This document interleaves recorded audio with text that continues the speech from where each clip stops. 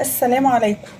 النهارده عندنا صينيه سردين هنعملها مع بعض في الفرن وهيطلع دايب وزي الزبده، ومكونات سهله جدا وما بياخدش معانا وقت خالص ولا مجهود. السردين الاخضر مالي السوق دلوقتي ورخيص مش غالي وكلنا بنحبه. عندي هنا سردين جبته غسلته كويس قوي وعصرت عليه ليمون وصفيته بقى بالشكل ده. عندي حطيته في صينيه. هحط عليه ايه؟ هحط عليه عصير ليمون، تمام، ثوم مفروم،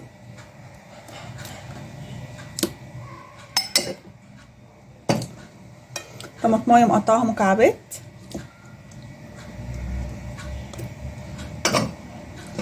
قرنين فلفل برضو مقطعهم كده بالشكل ده، وملح وكمون.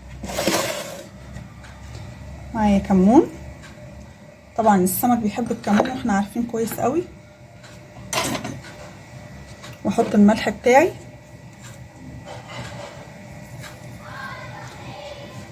تمام كده، وشويه زيت.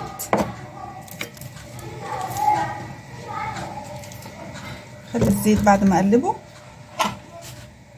اديها تقليبه كده، اخلط بس كل حاجه ببعضها،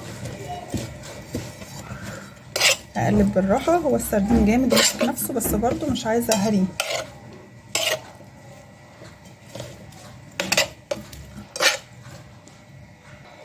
كده خلاص خلطته مع بعضه.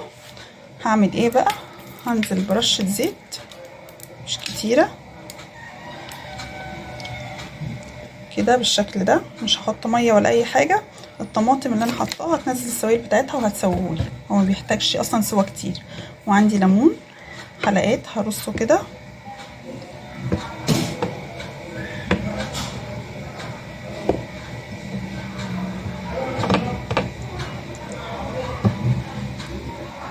بالشكل ده.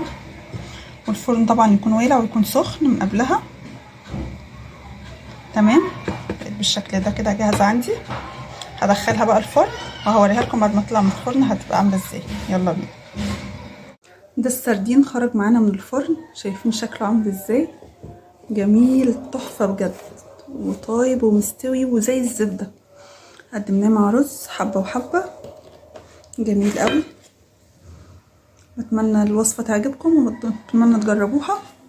نتقابل في فيديو جديد ان شاء الله، والسلام عليكم ورحمه الله وبركاته.